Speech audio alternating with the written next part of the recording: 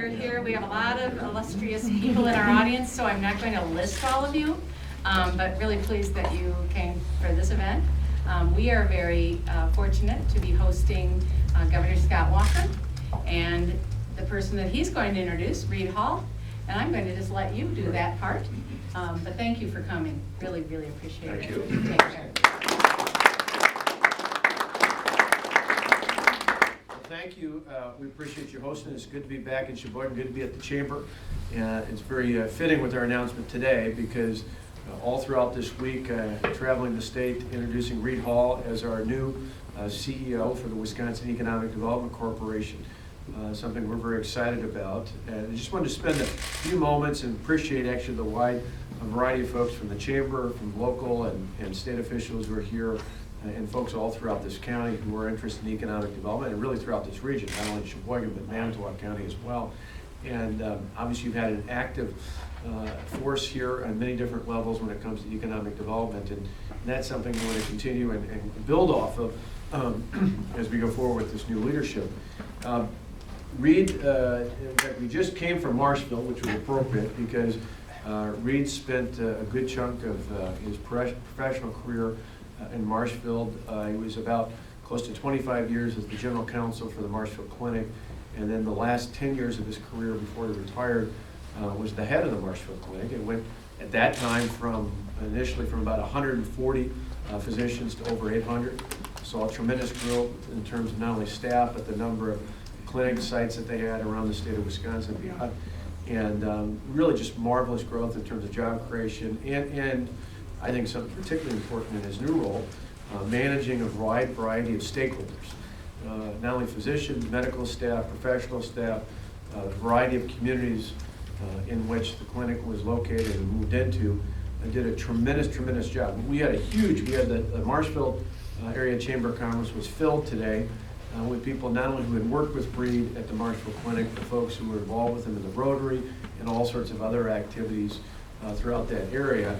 I've known Reed over the years, not just with his involvement at the Marshville Clinic, but he's been respected by fellow colleagues, CEOs, and others as a part of the board of the statewide chamber, the Wisconsin Manufacturers of Commerce. In fact, so much so that he's actually has been on the executive board in the past there. He's a proud graduate of the University of Wisconsin, a part of the Alumni Association, and a past president there. And in a way that was kind of a precursor to the public-private partnership that we see created in the Wisconsin Economic Development Corporation. Years ago, he was part of the board of directors of Ford Wisconsin, which was kind of visionary in that regard in creating that public-private partnership for economic development. I'm familiar with his work and the credibility he brings, and as Senator Lyman in particular knows, having been not only as a lawmaker along with Steve and Mike here, but as a member of our board of the Wisconsin Economic Development Corporation, it was critically important late last year when we had an opening in the CO position to bring in someone with the kind of credibility that Reed brings to the table. Certainly there were a number of specific administrative issues that need to be addressed in an organization that otherwise has a very fine record when it comes to reaching out and working with our regions, working with our communities, and working with our chambers. And so that kind of background and credibility Reed brought to the table with a very calming effect as the interim. I asked him to do that because I knew of his credibility in his professional career. He has succeeded in doing that. But the interesting thing is that with that opening, I didn't ask Reed initially to be a candidate. I wanted him to come in and be the person who would bring the stability and restore the confidence in that organization. And then we proceeded on a very aggressive search for a new CEO. I empowered 4 private sector members of our board of directors, including one from northeastern Wisconsin, Dan Ahrens, who's the vice chair of our board, but other private sector employers, because I thought it was important to get private sector employers involved in the selection of our CEO. They went through a elaborate process, literally engaged a professional executive search firm. We received more than 120 applicants. They narrowed the field down to 3 finalists that I interviewed at the end of December and early January. But before doing that, I literally reached out to each of the panelists on the search panel and talked to them about how they got to the conclusion that they reached with the 3 finalists. And great candidates, people with tremendous backgrounds in companies we all know here, places like Kohler Company and Master Lock and others. So great talent. But the one thing that came up with each of the search committee members to a person was, they said, these are great candidates, they're certainly the best of the applicants, we're very pleased with them. But Governor, we wouldn't be disappointed if you considered interviewing Reed Hall for the permanent position. And so I did the interviews. I came in with an open mind. I was impressed with the applicants. But in the end, I felt in comparison to not just the short-term work he had done in helping restore the credibility of the organization, but more importantly, his long-term professional experience outside of government, outside of the corporation, that Reed was by far the best choice I had. I asked him to come in, and the biggest spot that I had a concern about was asking him whether or not he'd be willing to take the position, because I think it's safe to say if I'd asked it late last year before you came in, the answer might have been, I enjoy retirement, I'll do a short-term service, and I'd like to go back up to Minocqua and retire and spend a lot of time in the pier with my grandkids and things like that. You're right, now that I think about it. Yeah. Although today it wouldn't be so nice on the pier. But I think seeing the good work that's being done, seeing the importance of bringing in administrative leadership that really affirmed what otherwise is tremendously good and positive work done by the staff at the Wisconsin Economic Development Corporation was something I think that was very inviting to read. It was something, as Hill mentioned, where it gave him a chance in all his years of success in the private sector to now serve the public, in particular the state, in this new role. And so I just really looked at it and said, this is the right person. He brings the administrative skills and expertise that's needed to put that organization on the right path. But more importantly, and this is something that after I got past that initial question of would you be interested, and we spent a lengthy amount of time talking about the vision of this organization going forward, and it was really very apparent that Reed understands that exceeding our goal of 250,000 jobs in the next 2 years is not going to come out of Madison. It's not going to come out of government. It's going to come out of a seamless connection of partnerships between our states and our regions, be it the New North or anywhere else, our counties, in places like Sheboygan and Manitowoc County and elsewhere, and our local partners in municipal and local government, as well as in particular our partners in chambers and private sector employers in the state. And that one of the most important things was his vision for really having a goal, not just through tax credits and incentives, those are all important pieces of the table, but really a larger goal of how do we work together and create a seamless environment in which employers who are here and want to grow, be it a small business or a big corporation, entrepreneurs who are coming out of our universities and colleges, or those who come out of our employers who say, you know, I got an idea that my current employer doesn't do, but I'd like to take it and build a dream of a new company and a new opportunity as a startup. Whether it's attracting new businesses from places like Illinois or Minnesota, which of late, in light, if you saw the Wall Street Journal today, there was another editorial in the state of Minnesota, and their snowbird tax, as they call it, and on top of the $2 billion tax they just introduced about a week ago, and obviously all the challenges down in Illinois, attracting business in from out of state, or as we're going to be doing in just a few months, going on the other side of the world and trying to attract businesses from outside of our nation's borders to come and invest in a place like Wisconsin. We've got an overall strategy. It's a strategy that certainly is very much driven by the work that Reed and his team is going to be done, but it has to be interconnected with our regions, our local communities, and our chambers, and that's something he's very committed to. So that's why we wanted to be here physically today, not just to introduce Reed to you, but to affirm that commitment with our partners here at the regional and the local level, and I couldn't be prouder to introduce Reed Hall as my appointee for the CEO of the Wisconsin Economic Development Corporation.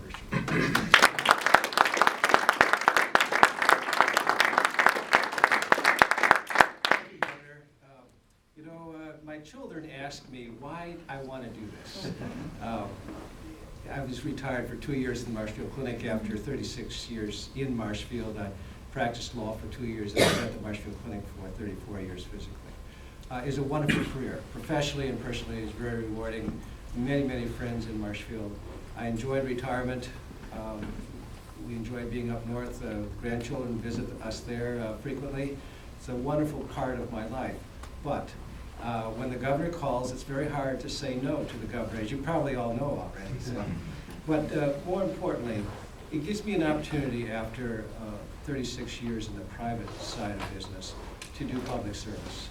I haven't had that opportunity, and this is a great opportunity. And I don't know anything that's a better public service as far as using the talents that I have, or I hope to develop further, to create jobs for the state of Wisconsin to truly move Wisconsin forward. Which I think, regardless of political affiliation, everyone has to support this concept that we're moving Wisconsin forward.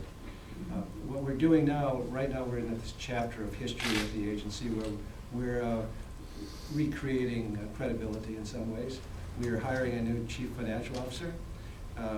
That's listed now. Next week we'll be posting a position for a senior credit officer. We've never had that position before. It's, you know, banks do that all the time. We need to look more like a bank when we're done with this restructuring. Not that we're going to replace banks, we're going to complement what banks do. Banks with a 1% loan failure rate, that's a problem for banks. I know that because the comptroller of the currency gets concerned. We have a little more flexibility because we're in the mission of creating jobs. So a little larger failure rate of loans is not unacceptable to us. We have to be careful with the taxpayer dollars, and we will continue to do that. We're also continuing to monitor all the loans that are outstanding.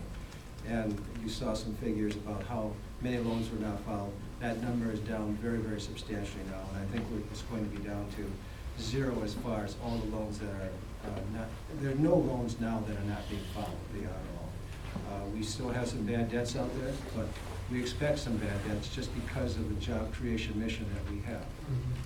So that's what we're doing there. We're also going to put a request for proposal out in about 2 weeks for a new computer system in WDC. Our computer system is hopelessly outdated. That's part of the reason that some of these loans were not tracked adequately, I think.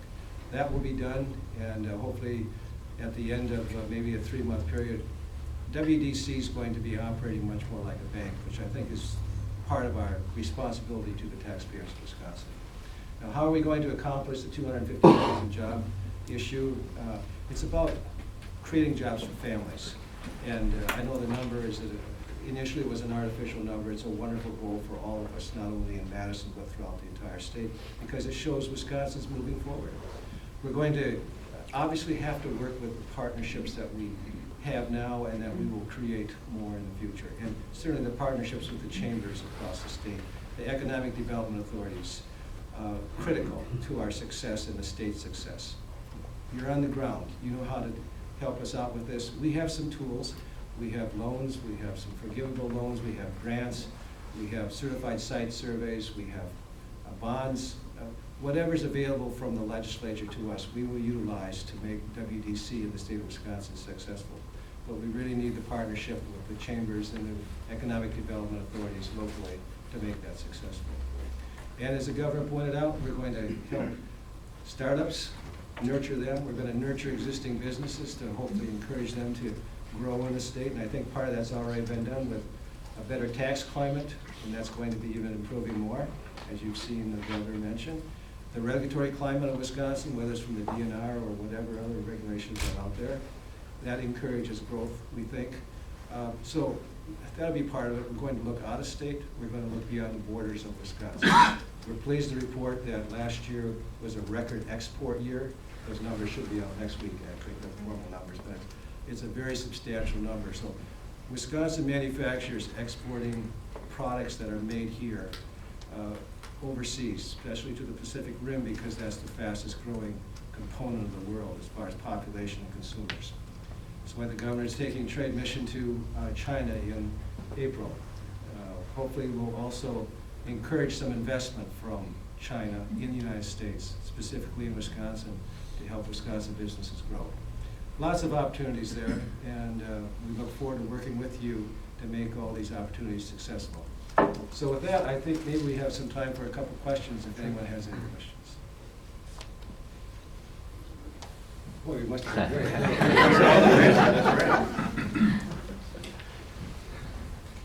Not again, thanks. Sure, go ahead. Will you come back and visit us when the budget is being announced? Absolutely. Yeah, no, I'll be out in particular, not just for REACH category, but across the board. We've got some exciting things. In fact, we're going to talk obviously in detail after February 20th, but just as a prelude, we 2 years ago had a $3.6 billion budget deficit in the state. Each of the lawmakers here today, Representative Inslee and Representative Costello, as well as Senator Wyden, helped us out tremendously in terms of putting in place reforms that helped us go from a deficit to nearly a $500 million surplus.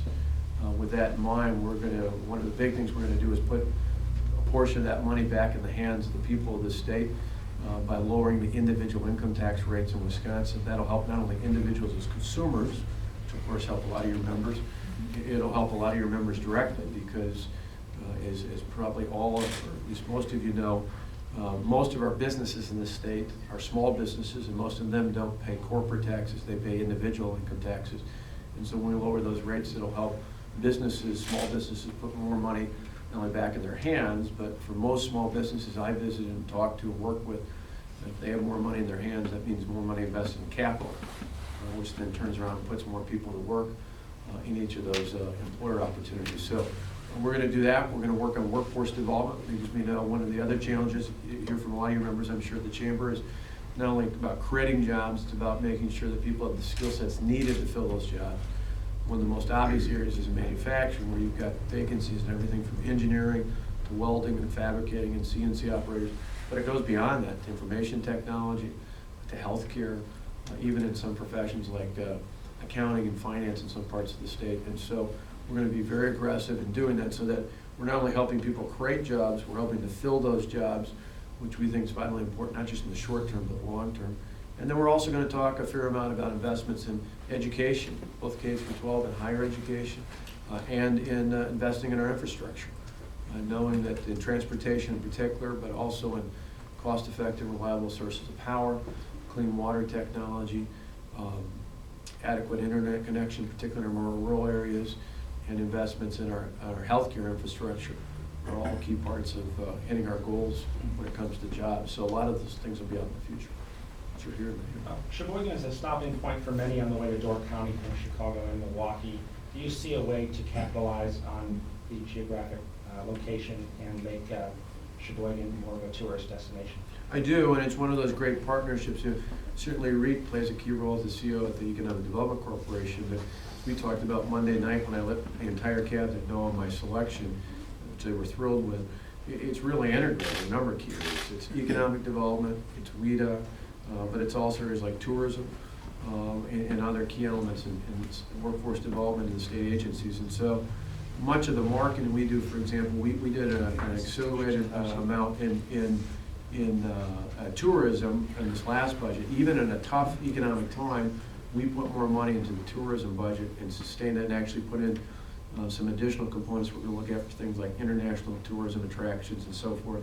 Because we think not only for folks coming in from Chicago, but literally tapping into a global marketplace where some of the visas and other things that some of our foreign potential visitors have greater access to is a right market for us. But there's no doubt, Minneapolis and Chicago are two key advertising for our TravelWisconsin.com media campaign. We want to make sure that we let people know about multiple destinations, and we think coming along Lake Michigan, both Sheboygan and Manitowoc are two key spots. Obviously, we like people going elsewhere in the state too, but we think there's an incredible link there. Thank you. Sure. Governor and Mr. Hall, as chair of the Sheboygan County Economic Development Corporation, we've had the opportunity to work with the WEDC. Is the plan to have communications and less burdensome paperwork going to be viewed? Because that really is a huge stumbling block, and we meet with companies that want to expand here or come here, is the paperwork and the communication. Yeah, it'll be a balance. I'll let Reed talk about some of the details of that. No doubt about it, and part of it's trying to get to the point where we have overlap between regions, the state, and our county efforts, in particular at the Economic Development Corporation level. It's part of the reason Reed talked about a new computer system, and it's one of those where we'd like to have that fully integrated with the New North and our other regions, and then in turn to help with our county Economic Development Corporation. I think that would be tremendously helpful, because the balance you want to create is, and not necessarily more paperwork, but we do want to be And one of the advantages of us having a corporation as opposed to a state agency is we're now more accountable. We're more transparent. One of the things, again, the lawmakers, I think, are aware of is the type of audits and reviews this corporation is going through didn't happen under the old Department of Commerce, because state agencies don't do that. There's overall audits, but they aren't down to the level that we've seen with the new corporation. That's good because it holds us accountable to the taxpayers to say, what are you doing with our resources? So we still want to make sure we're accountable. We want to make sure when there are loans being given or things of that nature, they're tied into performance. It's not just, hey, here's a cool idea, but that how many jobs are going to generate and what types of jobs. Because I think it's important not just that there are jobs in numbers, but those jobs are jobs that people can support their families on and improves communities like Sheboygan and Manitowoc and others on. That's critically important. Technology, though, I think can help us go a long way so that it's less about paperwork and more about the same systems that the WDC uses, are aligned with the New North, are aligned with the counties and the chambers and others working on this.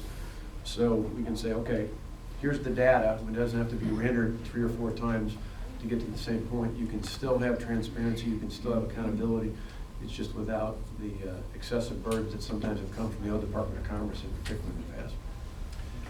Any specific issues or questions you have, or identification of any specific reports that are burdensome, send me an email. I'll share that not only with our staff, but the other cabinet secretaries and their agencies, because everyone, all the cabinet secretaries, have been very impressed with how eager they are to make what you suggest there not happen, or happen, so that we make it more streamlined and more easier to do business in the state of Wisconsin.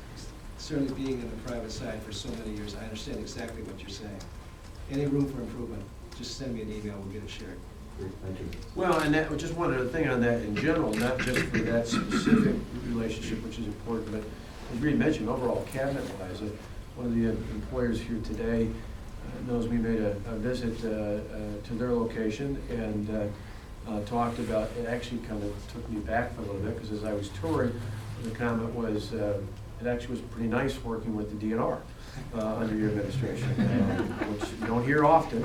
But it was, you know, the mindset was of a much more of a consumer, of a consultant almost, like you would work with. Now the trade-off, unfortunately, was that the angst that they had was with the EPA, who didn't have that same mindset and actually had to involve your good congressman to help out with a little bit with that.